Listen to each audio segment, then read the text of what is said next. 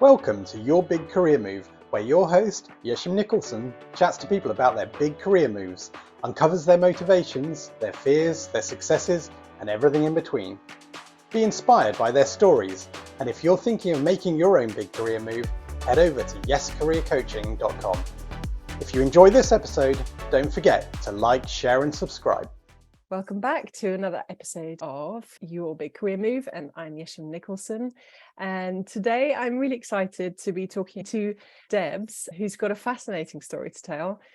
We met quite recently at an event, and actually before the event started, somebody said, you need to meet Debs because she's got a brilliant story to tell and she'd be perfect for your podcast. And then we got to chat, and indeed you blew me away with your story, and I'm really grateful that you're willing to come on my podcast today and share your story and hopefully inspire lots of other people to follow in your footsteps. So thanks so much for being here today. And shall we just go straight into what you were doing as a career?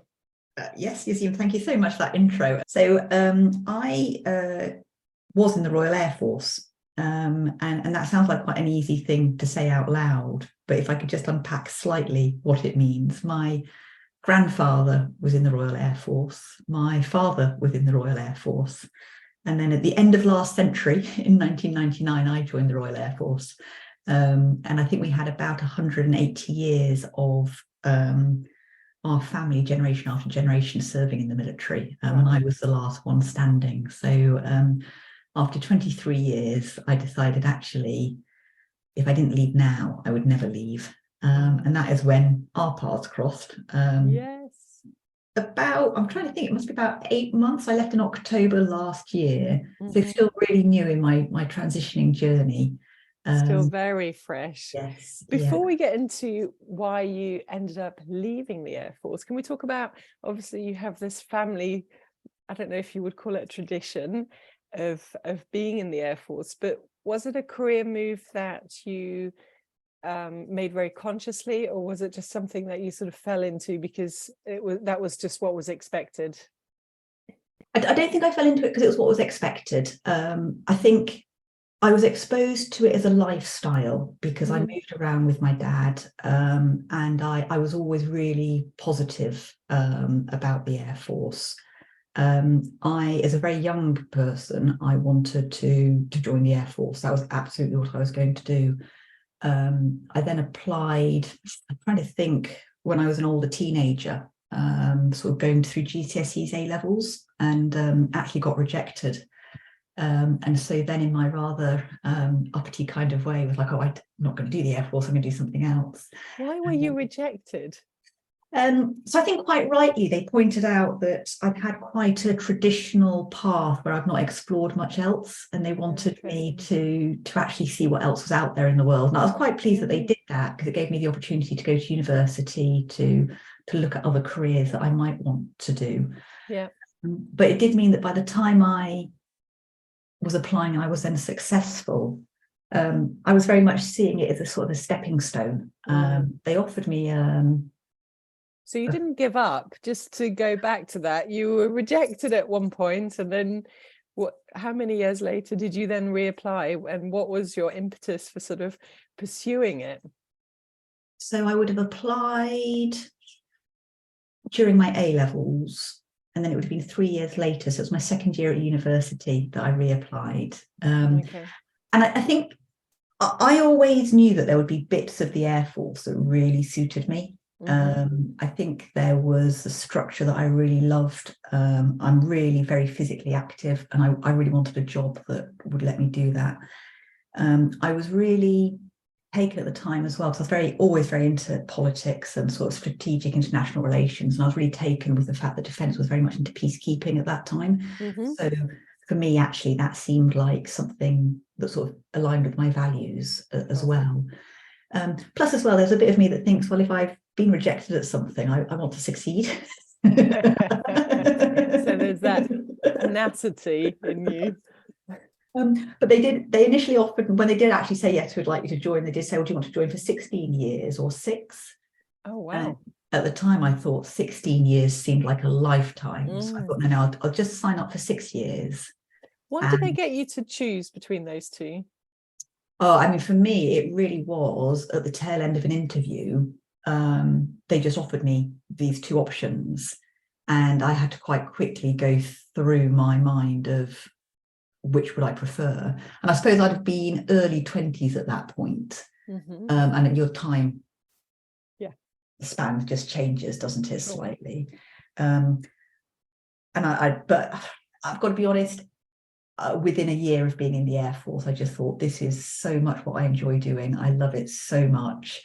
I'd already deployed on operations twice. I'd been out on exercise. I spent so little time in the UK. I was just traveling the world. I thought, this is what I want to do forever. So I very quickly did change my mind and sign up for 16 years. Amazing. So just to go back a little bit again, sorry, I keep trying to get you to come back, but I'm intrigued when you were rejected the first time and you went to university and then you reapplied, and I think you said it was a gap of 3 years. What's going on in your mind during those 3 years, or not much because you're at university and you're just enjoying your time, or were you at a bit of a loss as to what your future was going to look like at that point?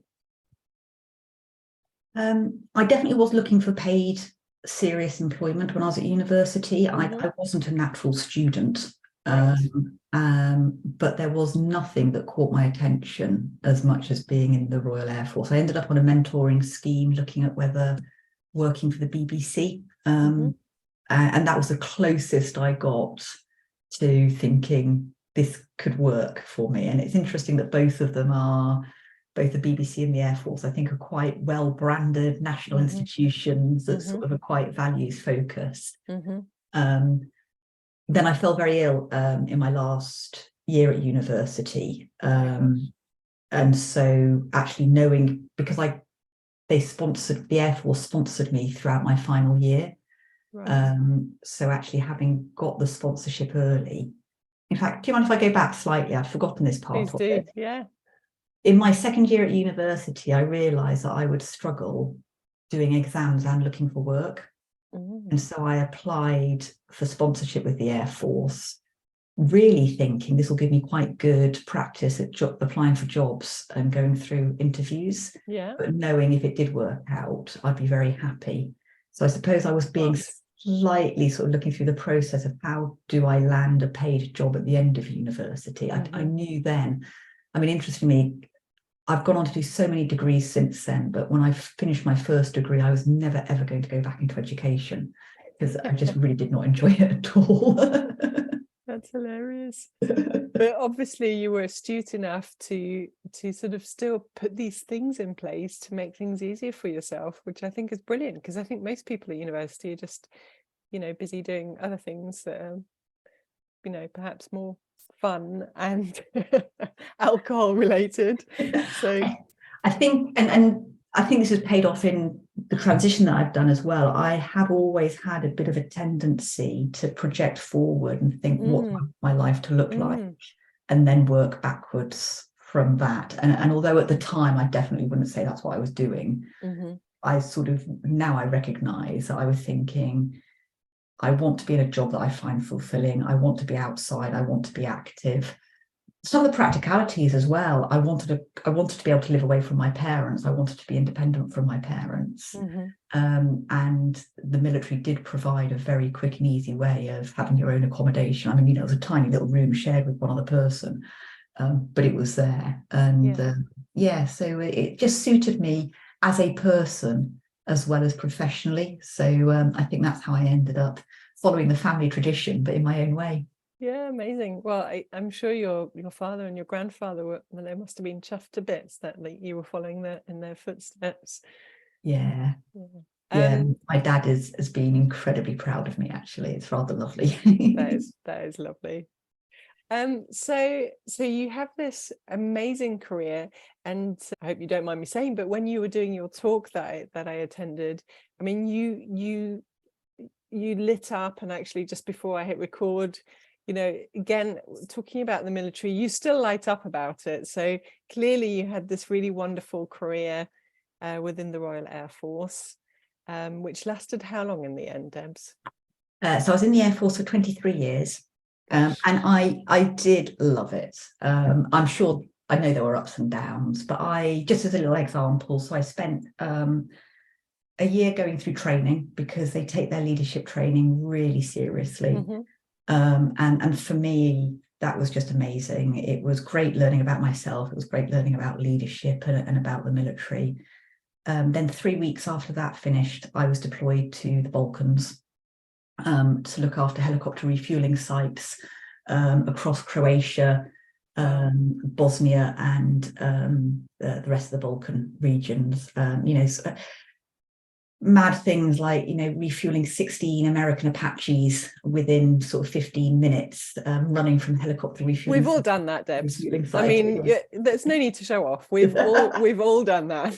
But that's just one of those days that just sort of gorgeous sunshine out in Bosnia, just with these Apaches flying around, and me thinking, this is my job. It was just amazing. Unreal. Must have been a proper pinch me moment, that one. It was. And then I spent my first 10 years, I don't think I was in the UK for more than a few months at a time. I spent 5 years overseas, either on operations or living overseas. Mm-hmm.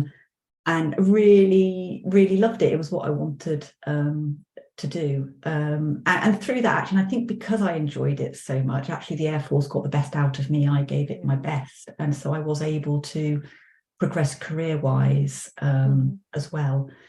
So I ended up doing some very interesting job. I'm logistics by background, but I actually finished my career working in personnel as Chief of Staff to the Chief People Officer. And by that point, my real passion had been promoting the gender equity agenda.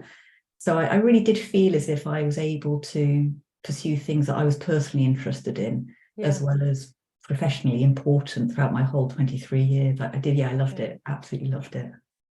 I mean, I hear that a lot speaking to, actually my husband comes from a military family, and we have lots of friends who either still are in the military or have been in the military, and they all echo actually what you just said, that if you're willing to give, then the military gives back to you in spades, and actually they're very good with career progression and making sure you're in the right place at the right time, and you keep developing as a person, which is probably more than you can say for most employers, actually, which is probably why people do have this I guess this loyalty towards the military, that they feel like they owe a lot to their employers.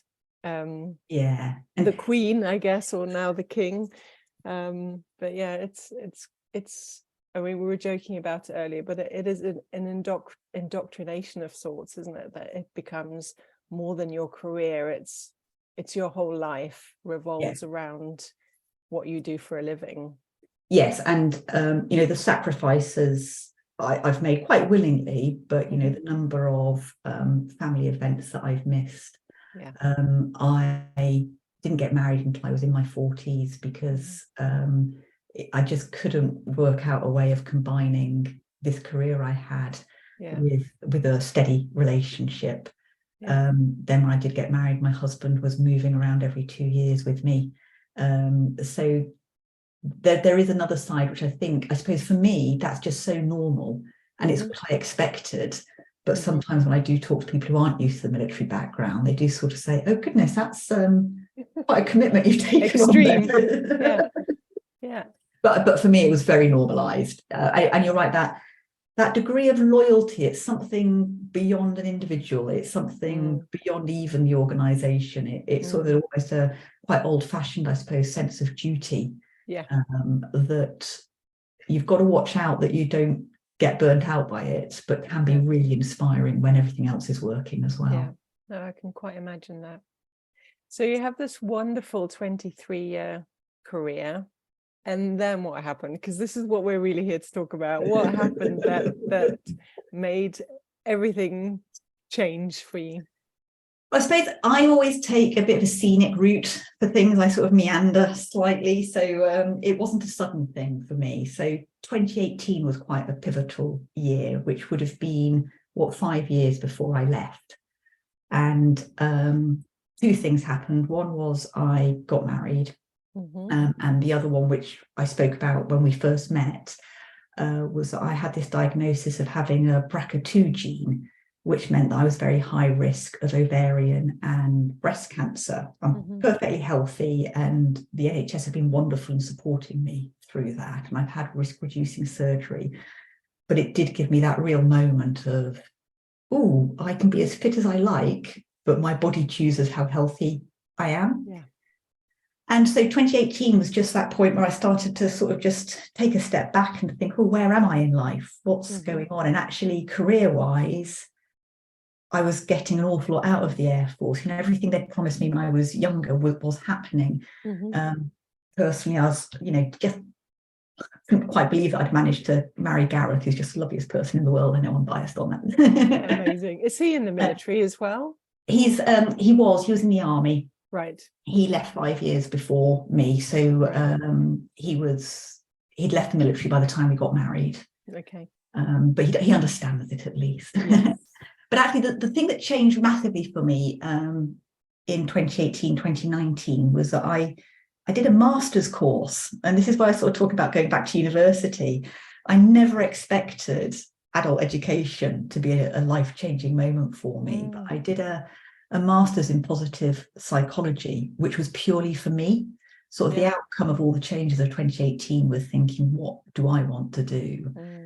And I came across this wonderful sort of the theories of positive psychology, which is all about resilience, it's awareness, it's building people up. So you're not dealing with people who have got diagnosed psychological conditions. You're helping people be the best they possibly can. And from that, I then got into coaching. I then got quite into mindfulness. And over the years, I began to think, this is what I want to do now. I want to do this full time. And then I got to a point in my career where I had an option to leave on early retirement. It's an optional retirement date. Or I would most probably stay in until I was about 60. Right. And I just had this sense of, if not now, am I going to stay in forever? So it wasn't one thing, it was just a combination of exploring other avenues that brought me to a career transition.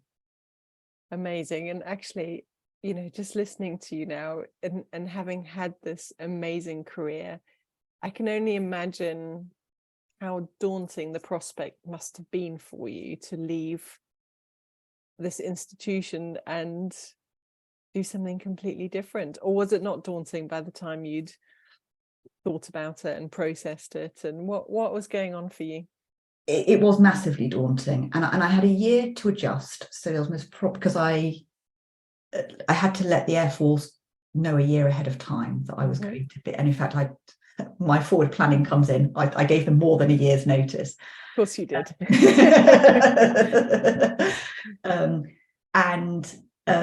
Initially, there was almost a bit of a sense of relief, because clearly this idea had been bouncing around. There's always this sort of idea in your head of, oh, what would happen? What would I do if I left? What would I do? What would I do? So there was a bit of sense of relief. And then actually everything carries on as normal, because you're still delivering in work. You've still got all the day-to-day tempo. But fast forward to when I was actually stopping wearing uniform, not going into the office. I was also moving house because I was in military accommodation. And my husband and I chose to buy near my family, but we'd never lived here before. So actually we were looking for houses, not knowing the area. And those 3 months after I stopped wearing uniform, I think I felt like I was constantly suffering from vertigo. I got a real physical reaction to thinking, I'm about to physically fall over. I've never experienced it before or since, but I think there was so much change happening that my body was just saying, we've got to slow something down here because we can't quite absorb it all. So yeah, it's definitely, I always knew it was the right thing for me, but on top of that were these waves of uncertainty and, you know, feeling quite daunted by it all. What did you do in those moments where you were questioning whether you were doing the right thing? quite often I would do a bit of exercise, swimming, something that really grounds me. I really did rely on my meditation as well, even if it was just two minutes of connecting with my breath. That really helped. Yeah. But the other thing I also asked, and the question that really, really helped me was, if I'm finding it this difficult now, how would I find it in 10 years? How would I find it in 20 years' time? So, and that really helped me go, this is the right time for me. Interesting. That's a really great question to ask yourself, actually. I like that. I found it really helpful, and not in a way of, oh gosh, if change is so difficult, it's a negative thing to look at, but just to inspire me a bit to sort of go, actually, there's a reason why I've done this now, because I'm absolutely wanting to have a second career. I wasn't just wanting to leave the Air Force and put my feet up. I wanted to do something different. And through coaching and positive psychology, I could understand that change was possible. Yeah. And then actually applying that to myself was really important. But that question just made me realize that it might get more difficult as I got older. So actually giving it a go now was what I needed to do. So that was October, and we're now in June. So what's that, 8 months-ish? Yeah. And have there been times where you've regretted your decision? It's a very closed question, isn't it? But, how does it feel now that you've been out for a little while? I absolutely love it. I've never had any serious regrets, which isn't to say that all of my problems are solved.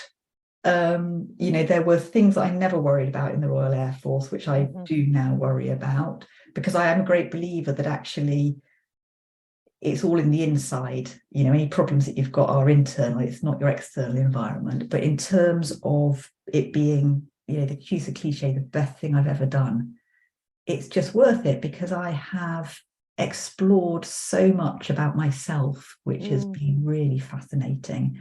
I've met people that I would never have met in the Air Force. I'm still in contact with the Air Force. I still do coaching for them. So I feel that I've got a really nice way of keeping my link with the Air Force, which is really lovely, because this wasn't a flounce. It wasn't that I fell out of love with the Air Force. It was just something I needed to do for myself. Yeah. And that's been brilliant. And I also just think it's given me more energy for the next stage of my life. Isn't that fascinating? Where does that come from, do you think? I was reflecting on this actually earlier on today. I think it's the curiosity that I now have. I think every single day I'm learning something, because I'm in this new world. I'm doing it far more on my own than I was, or I'm having to find out how to connect with people differently. In fact, everything's different, from, I don't know, even going to the doctors, going to the dentist, everything is different. So I'm just learning constantly, but on a deeper level. How to be a civilian. Yes. This is where I do worry that I'm not an adult, actually, because it was only last month that I bought clothes that were sort of for my new civilian life, because I'd had a lot of sports kit, a lot of uniform, but I just didn't really know what to wear. I didn't want to buy a load of clothes that then weren't going to suit me. And it's taken me, 6-7 months to decide what clothes am I going to wear. That's how it's a whole new world, a whole new world of fashion. But in terms of the energy, I think it does come from really pushing myself out of my comfort zone and just taking that level of curiosity to a real point of jeopardy, actually, where if I don't learn and if I don't grow, it's not going to work. But also there's that sense of just exploring a different person as well. I do feel like I'm a very different person to who I was even 8 months ago. Oh, I can quite imagine that you must be finding out things about yourself that you just never knew. Yeah. How exciting for you. When you did make that decision to leave the military, can we talk about what people's reactions were, people that were closest to you? Yeah. So my husband and I had been speaking about it for a while. So he was lovely, really lovely. I then went and spoke to a couple of colleagues in work who I was very close to. And they sort of gave me a big hug, and you could sort of see that they realized I'd thought it through, that I was doing this for me, but they were very sad that I was leaving the organization. So you could almost sort of see that conflict in them of, should we try and persuade her to stay, or actually, is this the right thing? But the people I was really worried about telling, well, it was my dad. I'll say my mum and my dad, but it was my dad. Yeah. But actually, they were so supportive. Never made me think that I was letting them down or questioned my decision. They were just absolutely wonderful. That must have been quite reassuring for you, that you weren't making a completely ridiculous mistake, I guess. So one of the things I've just noted down was that I don't think I had anybody say to me, "What on earth are you doing?" And that might have been enough actually to make me go, "What am I doing?" I think there were some conversations where I could tell that people were trying to keep me in a place that they felt secure and familiar with. And so I did sort of make a bit of a promise to myself that I would listen to everybody, but if I wasn't finding it helpful, I would try not to let those voices in too much, because actually I knew what I was doing was changing. And I've got to be honest, I have lost some friends through this process as well, because there are individuals who I genuinely thought we were friends, and I've not heard from them since I've left the Air Force. Which I suspect is because they've got very busy lives and we've got very transitory relationships in the military. If I saw them tomorrow, it would be fine. But you do realise that actually there are a lot of people who are your friends because they're colleagues and you see regularly, rather than actually it's a deep emotional connection. Yeah, it's circumstantial. Yeah. Yes. Well, that's another thing I guess you've learned in the last 8 months about, life outside of the military. Yeah, and you know what? I'm absolutely fine with it. I think that's the other thing that I'm really quite almost proud of myself about, is the fact that did upset me a few months ago, but now I realise that I'm making other relationships, some of which are deeper than others, but I'm doing it on my own terms, and that's actually quite nice. But and sometimes you have to make space in your life for new and better things, don't you? It's just hard when you're in the middle of it to see that. It's only afterwards you go, oh yeah, actually I needed to get rid of whatever it is in my life, declutter, to make space for something better. I mean, one of the things that has really come to life for me throughout this whole process, and I didn't know this before, but living with it is different, is how much the familiar feels like the right thing, whether it is or not. And so actually just taking a moment to recognise that if something is uncomfortable, that's what you've got to get comfortable with, because otherwise you don't grow. But don't get me wrong, there have been quite a few times where sort of I've been wanting to find something that I'm familiar with to hold on to, because everything is so unfamiliar. I totally get that. And I think that's probably quite human actually to do that. Very. So we've sort of been teasing people with what you're doing now, but we haven't actually fully explained what you're doing. Do you want to give us a quick snapshot of what your career is now?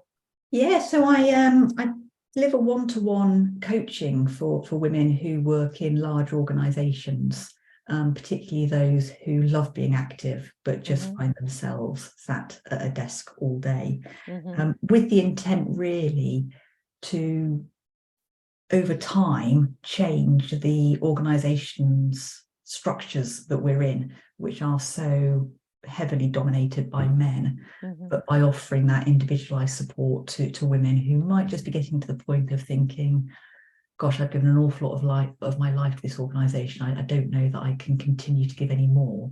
But actually, if they were to do that, they would be sitting on the board within a few years, and creating great change within the organisation that they work in.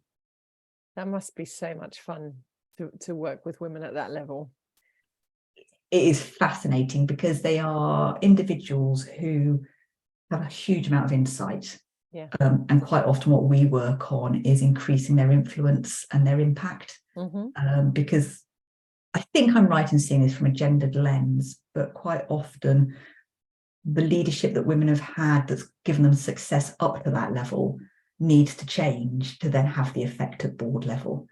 And that's what I really sort of hope to develop in them. And quite often it's just that awareness of the habits that they formed, going back to what's familiar is what we stick with, and then having the confidence to try something different. So usually they're not, because they're highly skilled individuals, they're good communicators, they deliver results, they think strategically, they've got so much that's good.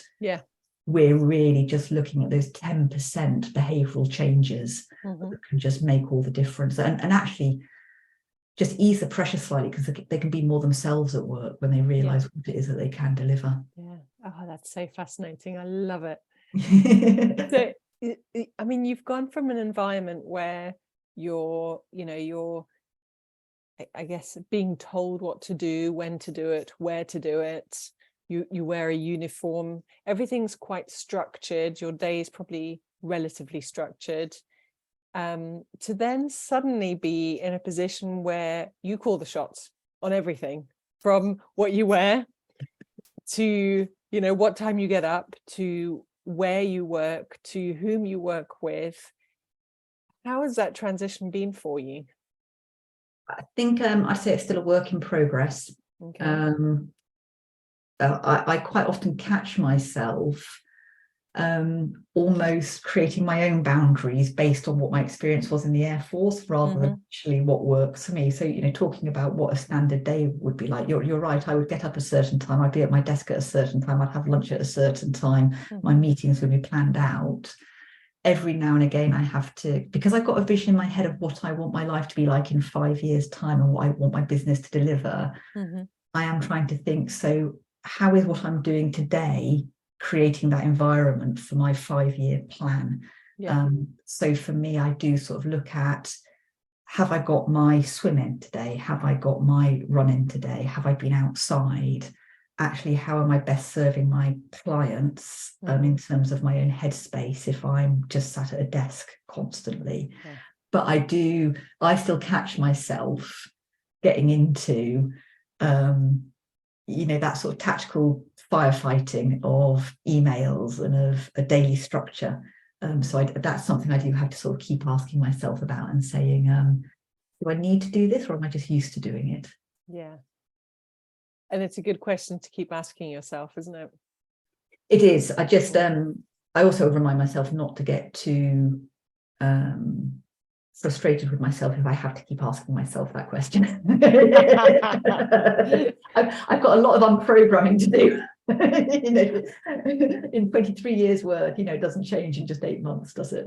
No, it's going to be a gradual process, isn't it? It would be very strange if you woke up the next day and you're just suddenly working in a completely different way and it feels totally natural to you. I think that would be the other thing I've also had to really lean into, and I have my own coach who helps me with this, is that I was used to using a very manic kind of energy.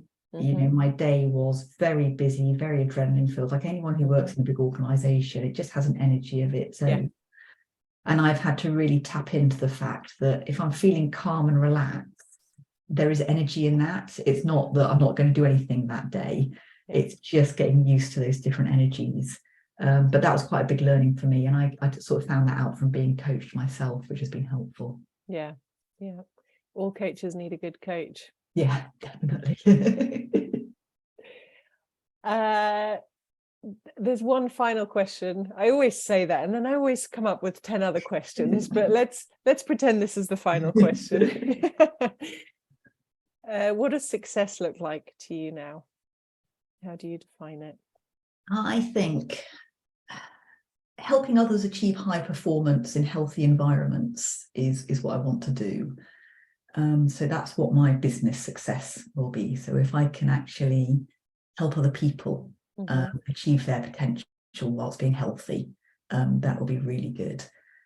For me personally, that means creating a sustainable business that lets both my husband and I be healthy as well. So that's what I'm defining as success.